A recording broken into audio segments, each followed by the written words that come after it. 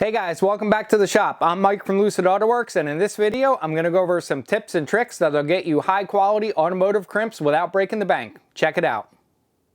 This video is all about open barrel or W-style terminals, but before we get into crimping, I just want to take a minute to discuss wire.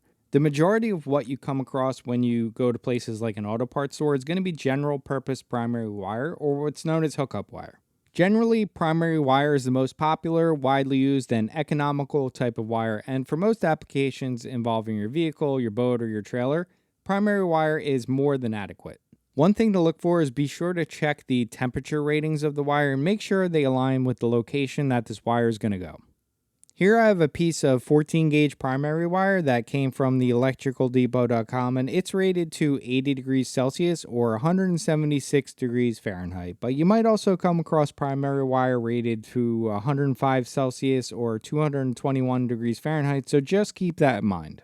The insulation on primary wire is made from general purpose thermoplastic, so you might see it referred to as GPT, but essentially it's a PVC jacket. Just be aware that not all primary wire is the same. Here I have a piece of 14 gauge wire that came from a wire spool that I got from J.C. Whitney. If you still have any J.C. Whitney stuff in your garage, let me know what you got in the comments. I actually still have some stuff laying around. And if you're too young to know what J.C. Whitney was, it's basically what we looked at in the bathroom before smartphones. Even though both wires are 14 gauge, there's a difference in diameter between the two. Granted, it's only around 10 thousandths, but that thickness adds up if you're trying to run 15 wires in the same harness. So to show an exaggeration of what I mean, this cheap wire marked 16 gauge is actually the same diameter as my good 14 gauge wire. And the sad part is, if this cheap wire came from an auto parts store, it was probably 3 times the cost. If you want to spend just a little more and get what I think is a much better wire, you can go with TXL. TXL or crosslink wire will bump your temperature ratings up to around 125 degrees Celsius or 257 degrees Fahrenheit, but it'll do so with a smaller overall diameter thanks to a thinner insulation. It uses a cross-linked polyethylene jacket, which is superior in heat and abrasion resistance, although one trade-off is it's a bit stiffer. TXL is great for engine compartments, and for the small cost difference per roll versus primary wire, it's worth it in my opinion. To cut the wire, you can use a regular side cutter, but I feel like an inexpensive spring-loaded flush cutter gives you a better result and it's easier to use. Stripping the correct length of wire is super important, so mostly I use the Klein Catapult along with an inexpensive knockoff that does almost as good of a job.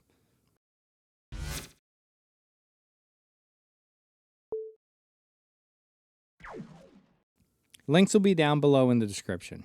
A cutter, stripper, crimper combo is one of those tools that'll be mediocre at everything, so I generally avoid them unless I'm somewhere in the field doing a down and dirty repair.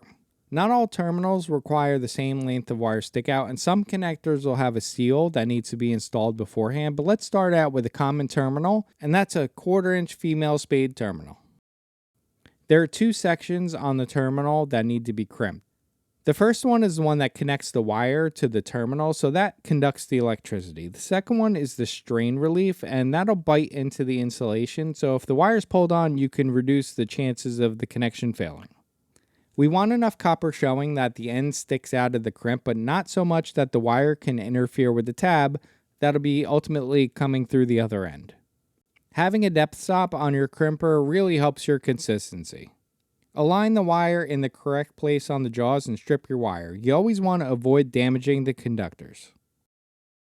Although there are numbers on the sides of most crimp tools that designate the wire gauge, I find that they don't always translate to a real-world situation. For example, even though the majority of wires I work with are 16 gauge, I find myself switching between the 14 to 16 and 18 to 20 depending on the terminal. Crimp the wire connection followed by the strain relief, and it should look just like this. Always make sure you finish off your crimp by giving it a good pull test. So now let's talk about the elephant in the room, and that's crimp tools. Prices vary pretty wildly, but you can achieve great crimps without spending a ton of money. One of my favorite crimp tools was less than $20 on Amazon, but there are a lot of budget crimp tools made by iCrimp, Delphi, Sargent, and some more. Personally, I don't like a tool that does both crimps at one time. There are often times that it'll do one of the crimps well and then completely fail on the other. I like to have control over each individual crimp, and I also don't like the cheaper ratcheting crimpers. There are definitely higher end ratcheting crimpers that work well, but they're usually made with a few particular terminals in mind. A bad profile on the crimp jaws can lead to not only a bad crimp, but also a broken terminal, so here's what to look out for. A flat, narrow bottom on the die will almost always guarantee a bad crimp, and it's the best way to break the leg of a terminal. You want a curved lower die that can fully support the base of the terminal as you're working, and too small of an opening between the dies will give you a poor result as well. So now that you've got a grasp on the basics of crimping, let's move on to a sealed connector. Sealed connectors are found under the hood of every modern vehicle, and alternatively, you can purchase aftermarket sealed connectors such as Weatherpack, Amp Super Seal, or some off-brand connectors. These connectors are sealed where the two connectors meet, as well as where the wires go into the back. To start, we're going to install a seal onto the wire before you stripped it. Next, you'll strip the wire just like before, leaving a bit hanging out just a little bit past the crimp.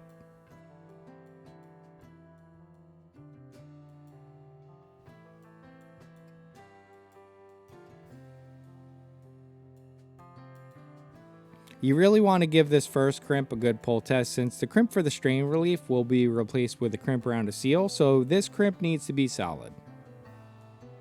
If you look at this off-brand terminal where the seal crimp goes, it's nowhere near as wide and as round as something like a genuine Weatherpack terminal, so in some cases you might need to modify your crimp. Using a tool with a round eye, crimp the terminal around the seal.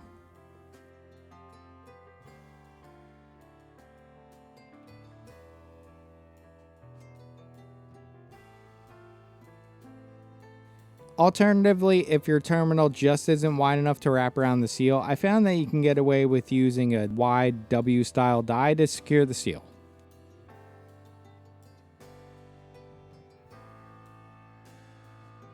If the connector isn't in a critical location and you aren't worried about moisture, you can even crimp the terminal and then slide the seal over top.